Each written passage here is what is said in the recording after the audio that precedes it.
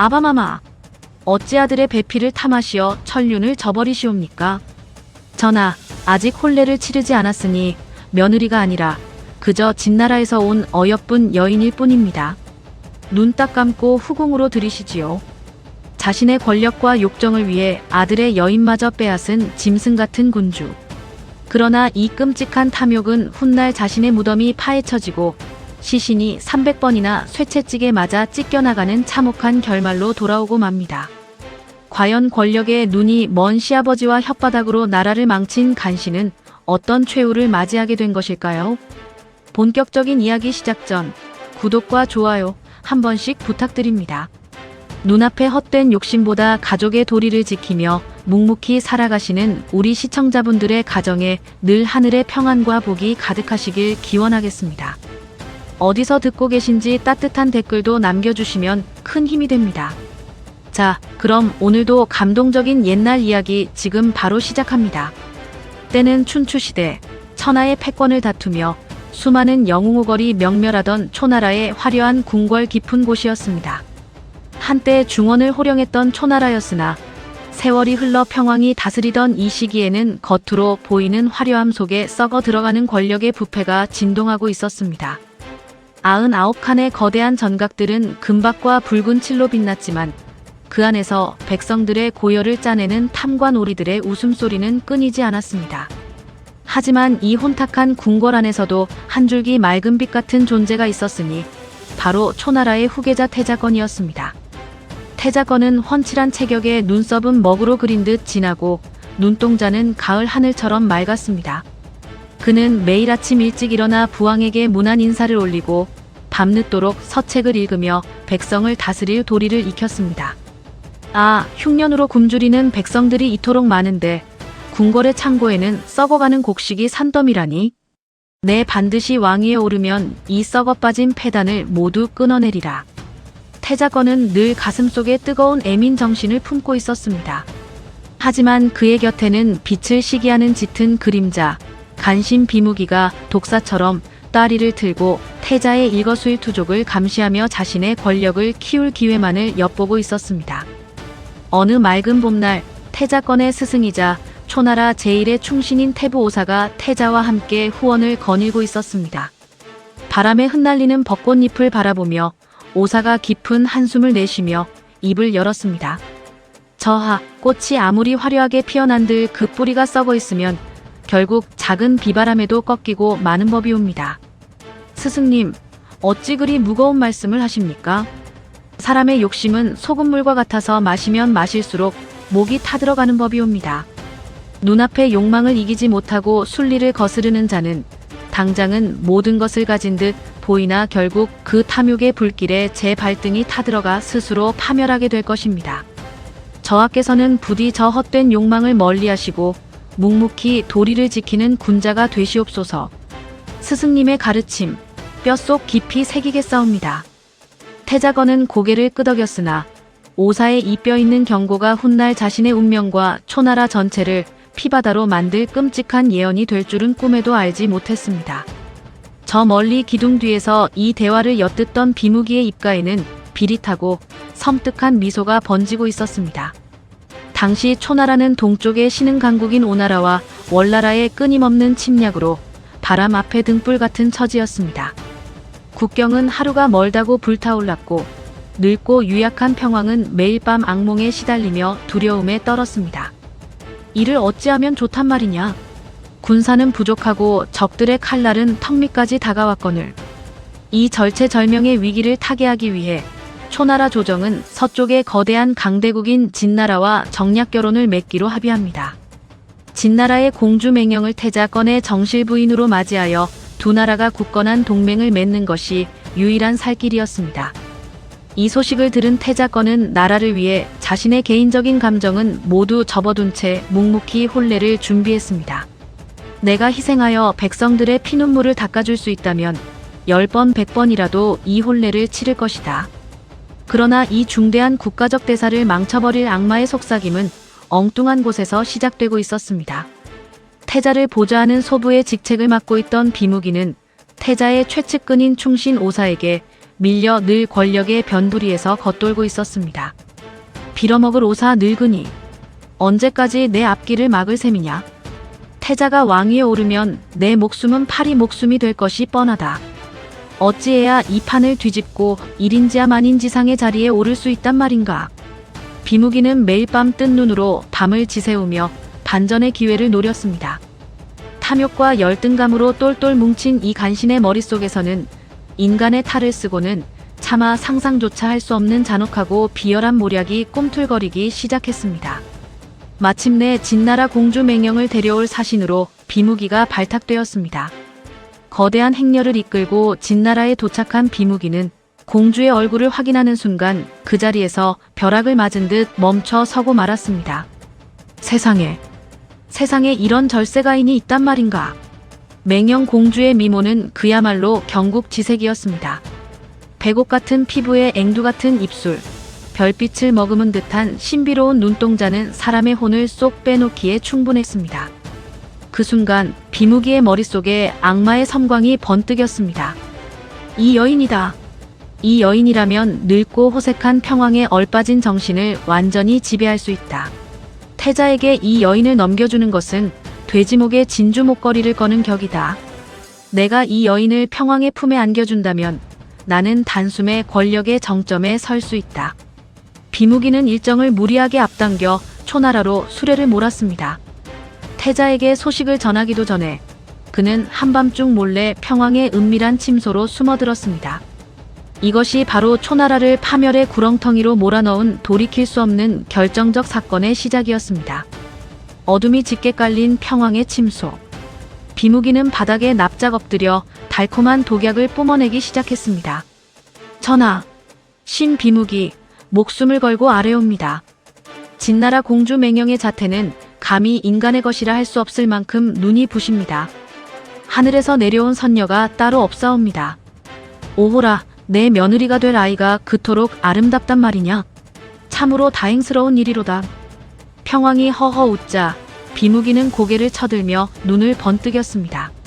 전하, 어찌하여 그토록 아름다운 보물을 태자에게 양보하시려 하옵니까? 전하께서는 초나라의 절대 군주이십니다. 천하의 모든 아름다운 것은 마땅히 전하의 것이어야 하옵니다. 네 이놈, 그게 무슨 망발이냐? 아무리 내가 왕이라 한들 어찌 아들의 배필을 가로챈단 말이냐? 천륜을 어기는 짐승 같은 짓이다. 처음에는 평왕도 펄쩍 뛰며 비무기를 꾸짖었습니다. 그러나 비무기는 멈추지 않았습니다. 그는 늙고 권력을 잃어가는 것에 대한 평왕의 깊은 두려움과 열등감을 집요하게 파고들었습니다. 전하, 아직 혼례를 올리지 않았으니 어찌 며느리라 하겠사옵니까? 그저 타국에서 온 한 명의 여인일 뿐입니다. 절세미인을 품에 안으시고 젊음을 되찾으시옵소서. 태자에게는 다른 제나라 여인을 신부로 속여 짝지어주면 그만입니다. 누가 감히 전하의 뜻을 거역하겠사옵니까? 비무기의 집요하고도 교활한 궤변은 끝없이 이어졌습니다. 처음에는 분노하던 평왕의 눈빛은 맹령의 미모에 대한 호기심과 절대 권력을 확인하고 싶은 추악한 욕망으로 점차 탁하게 물들어갔습니다. 결국 인간의 도리와 짐승의 욕망 사이에서 갈등하던 평왕은 꼴꺽 침을 삼키며 돌아오지 못할 강을 건너고 맙니다. 그래, 내 말이 맞다. 내가 왕인데 천하의 주인이 나인데 무엇을 못하겠느냐. 당장 그 여인을 내 처소로 들이거라. 평왕의 입에서 떨어진 이 한마디는 짐승의 선언과도 같았습니다. 화려한 혼례식 당일, 상상조차 할 수 없는 끔찍한 사기극이 벌어졌습니다. 태자건의 처소에는 맹령을 대신해 얼굴을 붉은 천으로 가린 제나라 출신의 늙고 못생긴 시녀가 밀어 넣어졌습니다. 밤이 깊어 붉은 천을 들춘 태자건은 경악을 금치 못했습니다. 내가 진나라 공주란 말이냐? 어찌된 영문이냐? 저하, 살려주시옵소서. 소인은 그저 시녀일 뿐이옵니다.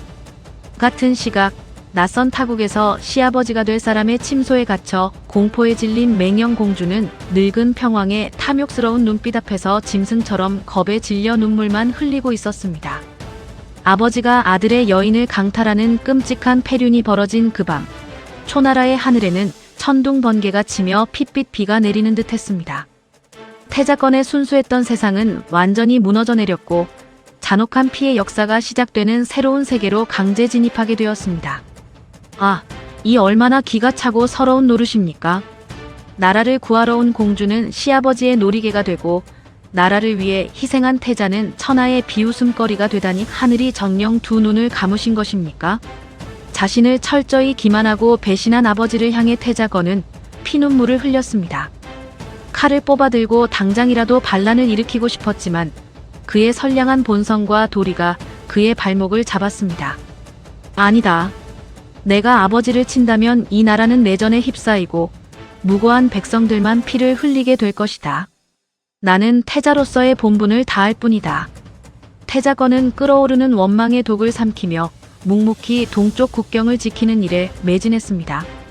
대가 없는 희생이자 절대적인 선행이었습니다. 그러던 어느 날 궁궐 후원을 쓸쓸히 걷던 태자건은 멀리서 화려한 가마를 타고 지나가는 맹령과 마주치게 되었습니다. 수년의 세월이 흘러 이미 평왕의 아들까지 낳은 맹령이었습니다. 두 사람은 서로에게 단 한마디의 말도 건넬 수 없었습니다. 그러나 허공에서 부딪힌 두 사람의 눈빛 속에는 이루어지지 못한 연인의 애절함과 자신들의 가혹한 운명에 대한 서글픈 유대감이 짙게 배어 있었습니다. 아무도 모르는 슬프고도 아름다운 찰나의 순간이었습니다. 하지만 이 찰나의 눈빛 교환은 폭풍 전야의 불씨가 되고 말았습니다. 하필이면 며느리를 빼앗았다는 끔찍한 원죄의식에 사로잡혀 있던 늙은 평왕이 멀리서 이 장면을 목격하고 만 것입니다. 평왕의 눈동자에 극심한 불안감과 의심의 불꽃이 피어올랐습니다. 저놈이 내 여인을 노리고 있다. 분명 앙심을 품고 내 목에 칼을 꽂으려 할 것이다. 이 불안감을 가장 먼저 눈치챈 것은 독사 같은 비무기였습니다. 맹령이 평왕의 아들을 낳자 비무기의 내면에는 더 큰 공포가 자리 잡고 있었습니다. 늙은 왕이 죽고 태자건이 왕위에 오르면 맹령을 가로채게 만든 나를 가장 먼저 능지처참할 것이다. 살기 위해서는 태자의 숨통을 완전히 끊어놓아야 한다. 비무기는 본격적으로 평왕의 의심을 땔감 삼아 태자를 죽여버릴 완벽한 덫을 놓기 시작했습니다. 그는 조정의 요직에 자신의 신복들을 심고 매일같이 평왕에게 다가가 거짓 소문을 흘렸습니다. 전하, 동쪽 국경의 태자 전하께서 군사들을 모으며 불온한 움직임을 보이고 있사옵니다. 필시 반역을 도모하려는 것이옵니다. 무엇이? 그게 사실이냐? 명백한 사실이옵니다. 전하의 안위를 위해 태자를 험난한 성곽 축조 현장으로 내쫓으시고 힘을 빼앗아야 하옵니다. 간신의 혓바닥에 노란한 평왕은 결국 태자건을 궁궐에서 멀리 떨어진 변방 성부 지역으로 내쫓아 가혹한 노역을 강요했습니다. 비무기의 계략은 완벽하게 성공한 듯 보였습니다. 태자는 모든 권력을 잃고 흙먼지 날리는 변방에서 돌을 나르는 신세가 되었습니다. 하지만 태자건은 여전히 도리를 저버리지 않았습니다. 아버님께서 나의 충심을 의심하시어 내리신 시련이다. 내가 이곳에서 피땀 흘려 국경의 성을 튼튼히 쌓는다면 언젠가는 하늘이 내 진심을 알아주시고 아버님도 오해를 푸실 것이다. 태자건은 거친 손으로 돌을 나르며 오히려 마음의 평안을 찾으려 애썼습니다. 그러나 악당의 탐욕은 멈출 줄을 몰랐고 이 작은 평화조차 허락하지 않았습니다. 진짜 지옥은 아직 시작되지도 않았던 것입니다. 태자가 얌전히 성을 쌓고 있다고. 어리석은 놈. 내 놈이 살아 숨쉬는 한내 밤잠은 편치 않다. 비무기는 변방으로 쫓겨난 태자가 묵묵히 소임을 다한다는 소식을 듣고 오히려 더 큰 두려움에 휩싸였습니다. 그는 평왕을 찾아가 최후의 일격을 날렸습니다. 전하, 태자가 변방에서 적국과 내통하여 군사를 일으키려 한다는 첩보가 들어왔사옵니다. 당장 태자를 베지 않으시면 전하의 옥좌가 피로 물들 것이옵니다. 무엇이라? 그 불효막심한 놈을 당장 잡아들여 목을 치라. 평왕은 진위 여부를 가릴 이성조차 상실한 채 아들의 사형을 명했습니다.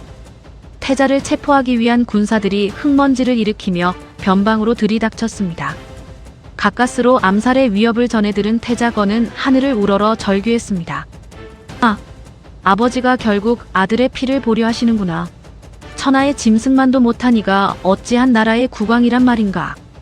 태자건은 칠흑같이 어두운 야밤을 틈타 병든 아내와 어린 아들만을 데리고 눈물을 머금은 채 정나라로 처절하게 도주해야만 했습니다.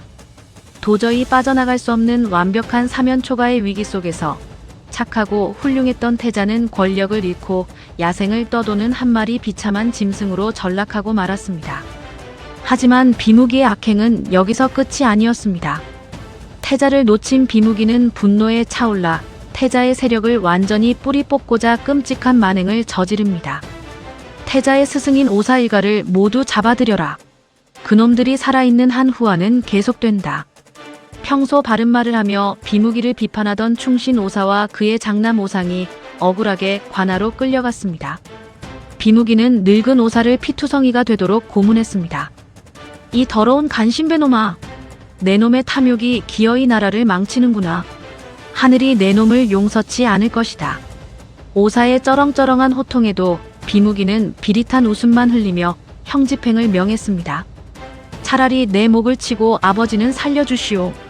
장남 오상이 절규하며 몸부림쳤지만 차가운 칼날은 무참히 부자의 목을 내리쳤습니다. 붉은 피가 형장을 적셨고 초나라 제1의 충신 가문은 하루아침에 처참하게 몰살당하고 말았습니다. 정의는 죽고 희망은 잿더미가 된 가장 절망적인 순간이었습니다. 아버님, 형님, 가까스로 목숨을 건져 초나라 국경을 빠져나가던 오사의 차남 오자선은 아비와 형의 참수 소식을 듣고 그 자리에 쓰러져 피를 토했습니다. 그는 거짓골을 한 채 도망자가 되어 산속을 헤매었습니다. 관군의 추격에 쫓기며 소관이라는 관문을 통과해야 했을 때 오자서의 마음속은 깊은 절망과 원한으로 시커멓게 타들어갔습니다. 얼마나 억장이 무너지고 애통했던지 하룻밤새 오자서의 검은 머리카락이 모두 하얗게 새어버리고 말았습니다. 흰머리의 늙은이 같은 몰골로 변해버린 그는 텅 빈 산속에 홀로 앉아 있었습니다. 모든 것을 잃었습니다. 그때 문득 옛날 태자와 아버지가 나누었던 대화가 뇌리를 스쳤습니다. 욕망을 이기지 못하는 자는 결국 스스로 파멸할 것이다. 그 순간 오자서의 두 눈에서 형형한 핏빛 광채가 뿜어져 나왔습니다. 그렇다. 저 인면수심의 평왕과 간신 비무기의 탐욕이 결국 그들의 숨통을 조일 것이다. 내 반드시 살아남아 저들의 숨통을 내 손으로 끊고 아비와 형의 억울한 원혼을 달래리라. 가장 깊은 절망의 밑바닥에서 오자선은 단순한 도망자가 아닌 응징의 화신으로 처절하게 각성했습니다. 오자선은 천신만고 끝에 오나라로 망명하는 데 성공합니다. 그는 섭에 눕고 쓸개를 맛보는 와신상담의 고통을 뼈에 새기며 복수의 칼날을 갈았습니다. 그는 오나라의 공자 광을 도와 그가 왕 합려가 되는데 결정적인 공을 세우고 마침내 오나라의 거대한 군대를 움직일 수 있는 대장군의 자리에 오릅니다. 때가 왔다. 아버님, 형님. 이제 제가 지옥의 문을 열고 저 탐욕스러운 악귀들을 쓸어버리겠사옵니다. 오자서가 이끄는 오나라의 수만 대군이 마침내 초나라를 향해 복수의 칼날을 번뜩이며 진격하기 시작했습니다. 파죽지세로 진격한 오자서의 군대는 단 5번의 전투 만에 초나라의 방어선을 모두 뚫고 마침내 수도 영도의 성문을 박살냈습니다.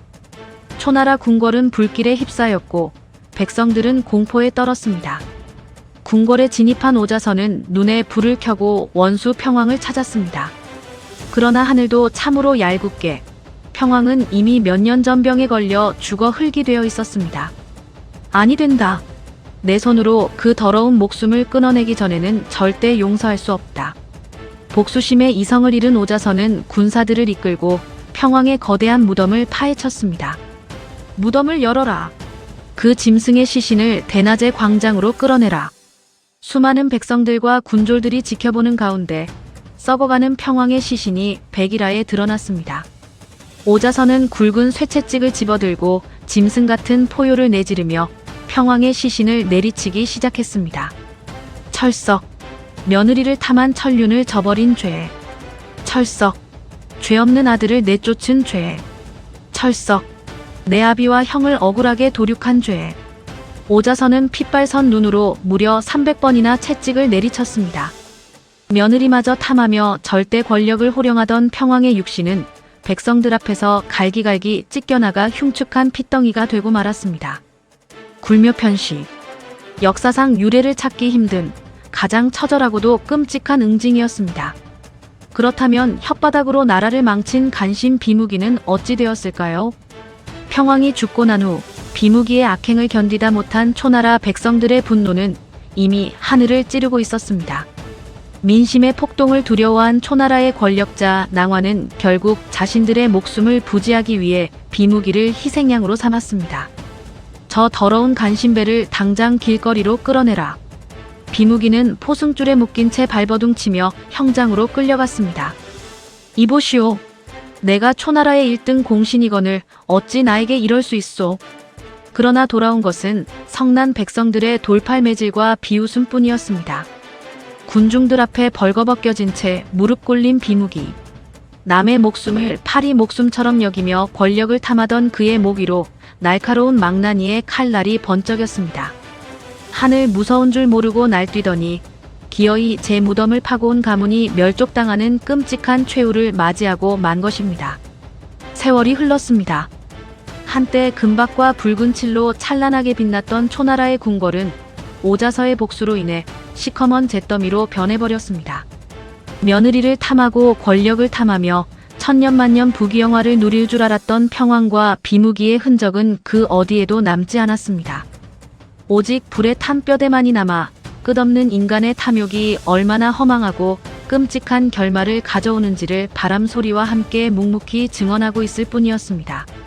눈앞의 욕망에 눈이 멀어 짐승이 되었던 자들의 처참한 말로였습니다.